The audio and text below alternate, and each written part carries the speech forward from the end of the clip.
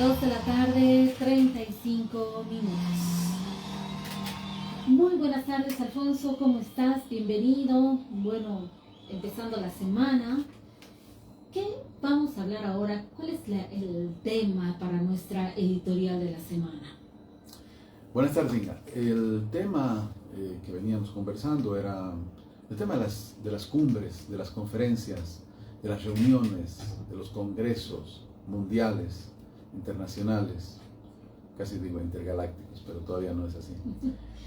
Pero por lo menos las cumbres, los congresos mundiales que se celebran permanentemente en distintas épocas del año, donde asisten los gobiernos, representantes de los gobiernos, representantes de organizaciones no gubernamentales, organizaciones indígenas o de los pueblos indígenas, empresas privadas, las grandes transnacionales también asisten, fundaciones grandes que donan mucho dinero para la conservación de la naturaleza y para diversos temas en el mundo, se reúnen muchas veces en diversos lugares para tratar temas globales, como el tema del clima, por ejemplo, ¿no? Entonces, ahí mismo tenemos lo que llamamos nosotros la COP30, que es la conferencia de las partes sobre cambio climático. Eso va a ocurrir en noviembre, finales de noviembre, principios de diciembre de este año, como todos los años, en Belén, en Brasil, ¿no? En plena Amazonía. En plena Amazonía, toca Sudamérica. Esto lo organizan las Naciones Unidas, pero tenemos casi un mes de deliberaciones oficiales y no oficiales, ¿no? Paralelas, como se llama. Entonces, se da cita toda la institucionalidad mundial que tiene que ver, la oficial y la no oficial, que tiene que ver con el tema de cambio climático en este caso, específicamente con temas de cambio climático, pero se abordan muchísimos otros temas, porque como sabemos y siempre hemos dicho, el tema ambiental es transversal a todos los aspectos de la vida, a todos los aspectos del quehacer humano, ¿no? Entonces, bueno, eso tenemos en noviembre, finales de noviembre, principios de diciembre de este año. Después tenemos en Abu Dhabi, del 9 al 15 de octubre, un poquito antes, el Congreso Internacional de la UICN. La UICN es la Unión Internacional de Conservación de la Naturaleza, que es otra organización que aglutina a todos los países a nivel mundial, pero sobre todo es el referente científico de lo que está ocurriendo a nivel de conservación de la naturaleza y de biodiversidad, ¿no? Por eso se llama Unión Internacional de Conservación de la Naturaleza. Y ahí y participan y están asociadas las organizaciones no gubernamentales, los científicos, los institutos, bueno, muchas instituciones que tienen que ver con temas de conservación de la biodiversidad, de la naturaleza a nivel del mundo. Lo traemos acá porque es un evento top, es un evento de muy alto nivel donde también se toman decisiones importantes, ¿no? Alfonso, la pregunta a esto, porque todos los años somos testigos como ciudadanos, como humanidad, de estas reuniones, ¿no? Multilaterales, de estas reuniones globales. Y a veces nos preguntamos cómo esos acuerdos que se llevan adelante a nivel global, cómo se aterriza en el territorio, cómo aterrizamos en Bolivia, cómo aterrizamos en Tarija, cómo traducimos eso. Me pongo a pensar en los ODS, por ejemplo, los Objetivos de Desarrollo Sostenible. ¿Cómo respondemos a eso? ¿Cómo se llega? ¿Cómo se hace?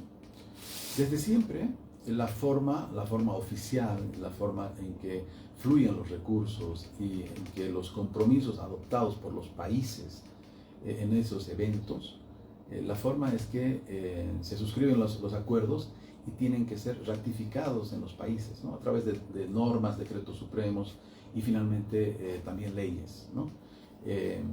Y eso debiera estar acompañado de financiamiento, ¿no? Porque todo el tema, las acciones que se proponen para mitigación y adaptación al cambio climático, en este caso, si estamos hablando de la COP30, por ejemplo, debiera ser ratificado o es ratificado Estos acuerdos son ratificados por los países y eso tiene que bajar a la estructura nacional, departamental, municipal, de toda la institucionalidad nacional, en este caso la institucionalidad en Bolivia.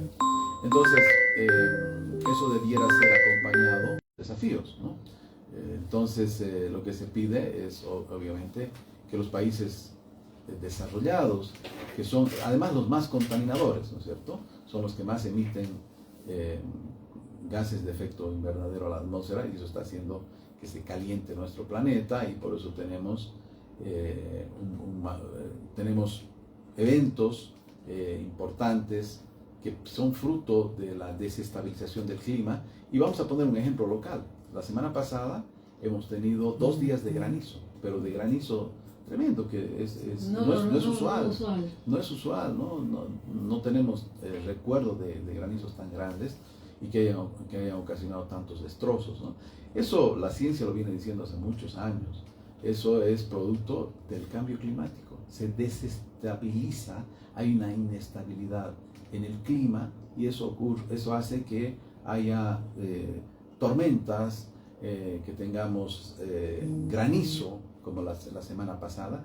Eso es porque hemos tenido inestabilidad en el clima y se forman rápidamente y caen muy rápido también estos tremendos pedazos de granizo. No ocurría antes. Aquí hemos tenido granizadas y seguramente siempre las vamos a tener, pero no tenemos recuerdos de algo tan devastador, ¿no?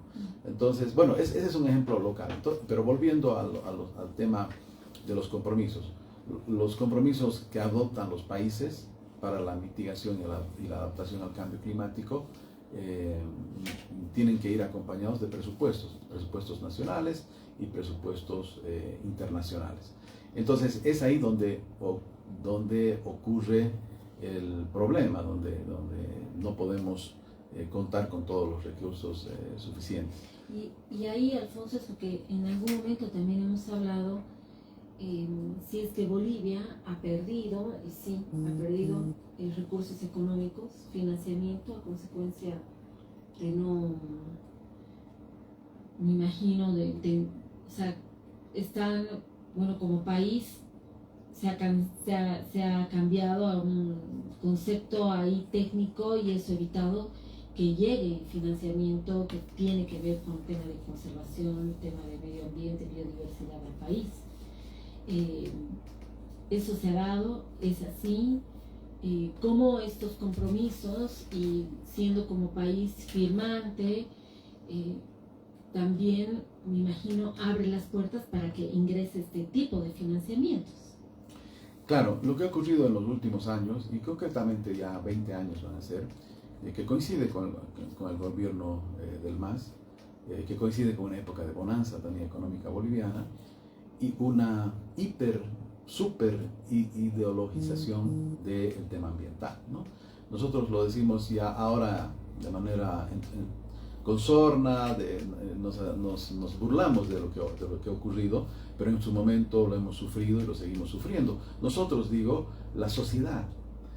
Bolivia, si bien ha suscrito muchos de los convenios internacionales, de los acuerdos internacionales para mitigación y adaptación al cambio climático, pero también lo que ha hecho es no permitir que las organizaciones bolivianas, las instituciones subnacionales, por ejemplo, bolivianas, puedan acceder a estas fuentes de financiamiento internacional, que es un financiamiento ya tradicional que vino ocurriendo desde hace muchos años, porque este gobierno que ahora se está yendo consideró que eso era vender la naturaleza, mercantilizar la naturaleza.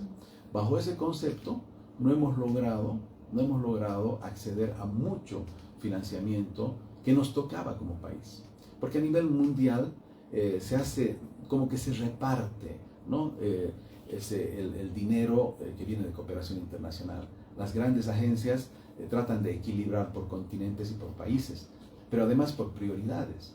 Bolivia sigue siendo un país prioritario porque es uno de los países mega biodiversos del mundo. Está dentro de los 15 países y menos en algunos temas, entre los 6, 9 países más mega biodiversos del mundo cuando analizamos la cantidad de especies, de cierto tipo de grupos, de familias, etc. Somos de los más importantes a nivel del mundo. Por eso seguimos siendo prioritarios para el financiamiento, para obtener financiamiento internacional para la conservación de la naturaleza y de la biodiversidad. Pero lamentablemente este gobierno que se va no ha acompañado este proceso. Entonces, en algún momento habrá que hacer un análisis de la cantidad de dinero que, debido a esta super ideologización que ha considerado que ser parte de los acuerdos climáticos globales era vender la naturaleza, mercantilizar la naturaleza, a tal punto de que no podíamos ni siquiera usar un término usado a nivel mundial y que sigue siendo usado, como son los servicios ambientales de la naturaleza, ¿no es cierto? Era pecado, ¿no? Sigue siendo todavía. Hablar de bonos de carbono. El mundo ha avanzado muchísimo por este lado. Recientemente hemos tenido una resolución, una sentencia del Tribunal Constitucional Plurinacional que va a permitir, de alguna manera, este año, o sea, después de 19, 20 años de pachamamismo, como lo llamamos nosotros, y que no se enojen los cumpas del gobierno que se están yendo, pero eso es lo que ha ocurrido, ¿no? Y lo hemos sufrido. Claro, había mucho dinero también, ¿no? Pero no era suficiente para afrontar los desafíos de adaptarnos y mitigar los efectos del cambio climático. Entonces, eso ha ocurrido, ¿no? No vamos, o sea, mirar para atrás permanentemente no está bien. Esperamos que se abra una nueva era, una nueva época. Incluso la gente del gobierno que está aquí, al ministro de Medio Ambiente, que es nuestro coterráneo, lo escuchaba decir ayer, antes de ayer, la semana pasada, que hablaba de esto, ¿no? Que hablaba de la sentencia del Tribunal Constitucional Plurinacional. Bueno, cuando se está yendo, ¿no? Entonces, qué pena ya, ¿no? Está bien, ¿no? Y él mismo se dé cuenta de que era importante, ¿no es cierto? Y de que, bueno, eso es lo que ha ocurrido. Él es partícipe de este gobierno que ha pachamamizado todo el escenario institucional, el discurso, bueno, y el concepto de lo que hemos venido construyendo la gente que ha trabajado en conservación de la naturaleza durante muchos años, ¿no? Entonces, esos conceptos han sido banalizados de alguna manera por este gobierno que se va. Alfonso, yo me pregunto también, por ejemplo, como país firmamos compromisos, firmamos acuerdos, decimos que somos parte de, pero ya en la situación real, digamos, en el país, las políticas dicen todo lo contrario. Hemos visto que hace unas 2 semanas nada más había un congreso súper importante a nivel latinoamericano sobre el uso del mercurio. Bolivia no ha participado de aquello, bueno, tristemente, y creo que la mayoría puede pensar y saber por qué. Pero cuando uno no es parte de esos convenios, firma como país, pero en la práctica no asume, no responde, no hay correlación con esas firmas, ¿qué es lo que pasa a nivel internacional? ¿Cómo se mira el país? ¿Cómo se visibiliza el país? Es que estamos invisibles. ¿Hay sanciones? Sí. ¿No hay sanciones?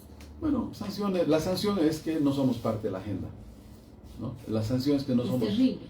Bueno, más que una sanción económica, algo así, es una sanción institucional. No somos parte de la agenda ambiental mundial, ¿no? Pues nos han aislado, durante 20 años nos han aislado de la agenda. Bolivia se ha apreciado en su momento de tener uno el sistema de áreas protegidas con mayor participación ciudadana, indígena, campesina, empresarial. De eso nos hemos preciado en su momento, hace mucho tiempo atrás. Y ahora ya hemos visto cómo funciona el Servicio Nacional de Áreas Protegidas. Absolutamente politizado, absolutamente politizado. Todos los cargos interinos.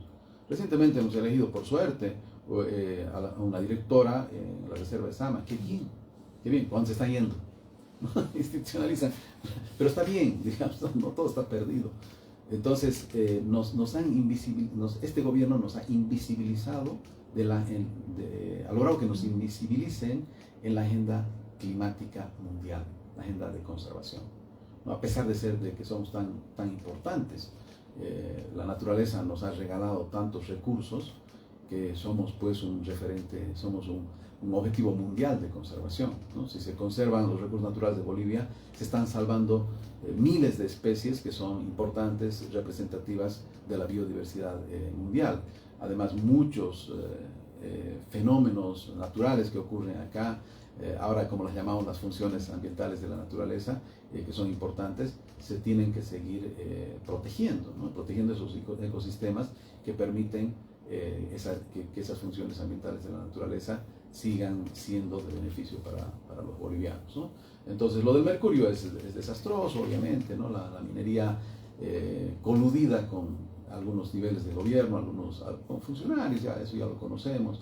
No, hemos llegado al extremo de echar a directores, jefes de guardaparques que habían denunciado que los claro, denunciaron a la minería ilegal y fueron procesados por el Estado, el que los tiene que defender, el director del CERNAP que los tiene que defender, la justicia boliviana que los tiene que defender porque están defendiendo los recursos naturales de los bolivianos.